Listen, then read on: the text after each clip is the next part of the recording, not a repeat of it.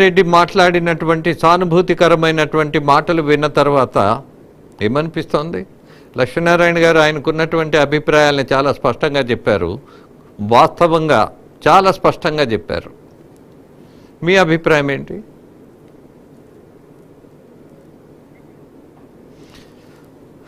లక్ష్మణ్ గారు, మీరు మీట్లో ఉన్నారు.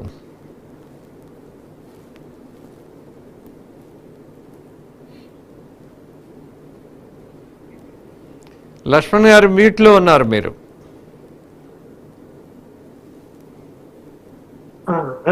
ఎవరో ఏదో మోసం చేశారు అనే మాట వాడాడు. అవును, మోసం ఎవరు చేశారు ఆయన ఉద్దేశం అంటే ఇందాక లక్ష్మీనారాయణ గారు చెప్పినట్టు రేపొద్దున ప్రచారం కూడా చేయడానికి కూడా సహకరిస్తాడేమో నాకు తెలియదు. కానీ అంటే కేంద్రంలోని బీజేపీ నాయకత్వం ఆయన మోసం చేసినట్టే లెక్క.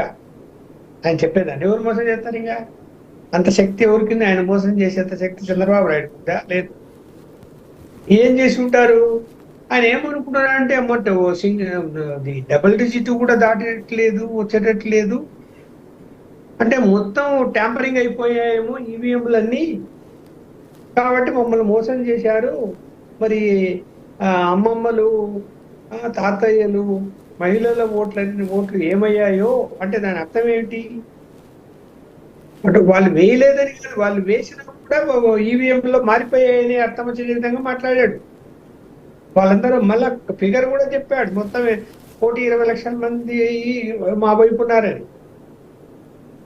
ఉన్నారని అన్నప్పుడు, మోసం చేశారనే పదం వాడినప్పుడు నేనైతే అర్థం చేసుకుంటున్నా అతను ఖచ్చితంగా ఈవీఎంల మీద అనుమానం పడుతున్నాడు. ఈవీఎం అనుమానం పడితే ఎలక్షన్ కమిషన్ మీద పడాలి. ఎలక్షన్ కమిషన్ మీద ఇన్ఫ్లుయెన్స్ చేసే శక్తి కేంద్రంలోని అధికారంలో ఉన్న బీజేపీకే ఉంటది. మరి బీజేపీతో పోరాటం చేస్తాడా? రేపటి నుంచి చేయగలుగుతాడా? చేయలేడు. మాటలు మాట్లాడి తప్పించుకునే ప్రయత్నం చేసి తన వైపు ఇంకా గెలిచిన వాళ్ళు 9 మందో 10 మందో పార్టీ మారకుండా వాళ్ళని ఆపడానికి ప్రయత్నం చేసుకోమని చాలు. అది ఒక పెద్ద గొప్ప విషయం. ఇప్పుడు ఉంటారో వాళ్ళు ఉంటారో కూడా తెలియదు. ముందు పెద్దిరెడ్డి రామచంద్రారెడ్డి ఆయనతో ఉంటాడో ఢిల్లీ వెళ్ళి నమస్కారం పెట్టేస్తాడో తెలియదు. ఇక్కడ చేసిన తప్పులు ఒప్పుకొని ముందుకు పోతే అది రాజకీయం ఏమన్నా ఓకే.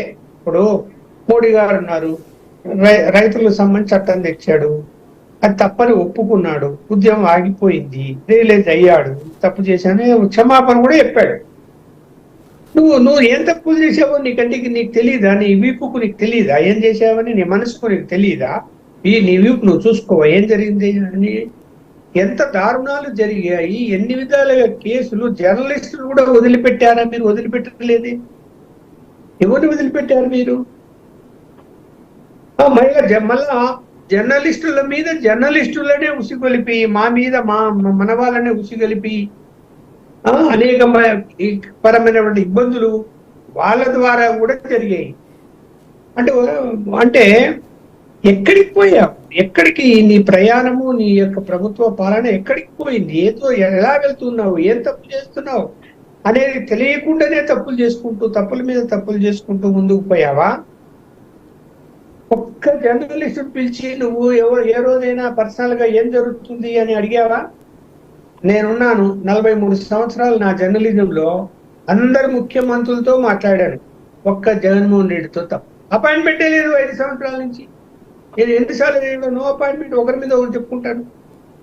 ప్రతిపక్షంలో లక్ష్మణ్ గారు, మీరు ఇచ్చే సలహాలు నచ్చాలి కదా. మిమ్మల్ని పిలిస్తే మీరు చెప్పేవన్నీ కొన్ని ఆయనకి నచ్చినటువంటి విషయాలు, మరి మీతో ఎలా కూర్చుంటారు?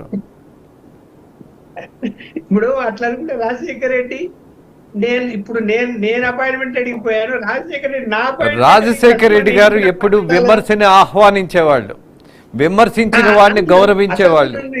ఒక కవర్ స్టోరీ ఆయన మీద నెగిటివ్ గా రాస్తే కూడా నవ్వుతూ, రాజేంద్ర గారు మీరు మారరా, నా మీద ఏంటిది అని అంటూ నవ్వుతూ పలకరించినటువంటి ఒక గౌరవపూర్వకమైనటువంటి తత్వం. ఆయనకు తండ్రి గుణాలు రాలేదు, తండ్రి గుణాలు కూడా రాలేదు, రాజారెడ్డి గుణాలు కూడా రాలేదు. నా అభిప్రాయం కూడా రాజారెడ్డి యొక్క మెంటాలిటీ చూశాను, రాజశేఖర రెడ్డి మెంటాలిటీ చూశాను. ఇద్దట్లో ఎవరి గుణాలు వచ్చినా కొంచెం ఉపయోగపడేదే. ఇద్దరు గుణాలు రాలేదు ఆయనకు.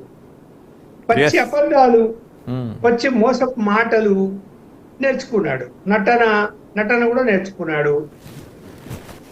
ఇప్పుడు ఇవాళ చూడవాలి, మరి బీజేపీని కారణం చేయాలనే ప్రయత్నం చేశాడు ఇవాళ. మరి ఆ ధైర్యంతో రేపటి నుంచి బీజేపీ లక్ష్మణ్ గారు ఒక విషయం, ఆయన చాలా సహజ నటుడు. నటన నేర్చుకోవాల్సిన అవసరం ఆయన జీవితంలో ఎప్పుడు రాలా. ఆయన నవ్వు కానీ, ఆయన బాడీ లాంగ్వేజ్ కానీ. ఇప్పుడు కూడా చివరి meeting, I think it will be the last meeting for Jaganmohan Reddy.